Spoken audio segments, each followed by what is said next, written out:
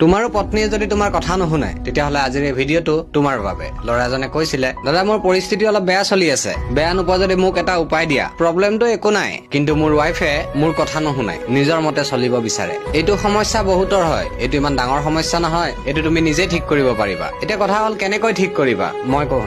যেতিয়া তুমি তোমাৰ পত্নীক বুজাবা, এটা কথাত ধ্যান দিবা, তাইৰ মেজাজটো কেনেকুৱা হৈ আছে। মেজাজ মানে হ'ল মুড। আমি কওঁ যে মুড অফ হৈ আছে, মুড চুইং হৈ আছে, সেইটোকে কয় মেজাজ। প্ৰথমে কেইদিনমান তাইৰ প্ৰশংসা কৰিবা, কিন্তু মিছা নহয়। তাইৰ যিবোৰ ভাল লগা কাম বা যিবোৰ ভাল লগা কথা সেইবোৰ কবা। নাৰীয়ে প্ৰশংসা ভাল পায়, যিবোৰ কাম প্ৰশংসা কৰিবলগীয়া সেইবোৰ কৰিব লাগে। আৰু আটাইতকৈ গুৰুত্বপূৰ্ণ কথা হ'ল তাইক বুজোৱাৰ আগমুহূৰ্তত তাইক তুমি আৱেগিক কৰি তুলিব লাগিব। তাই তোমাৰ কথা শুনি আৱেগিক হ'ব লাগিব। সেইটো তেতিয়াহে হ'ব যেতিয়া দুইজনে অকলে থাকিবা আৰু নিজানত থাকিবা।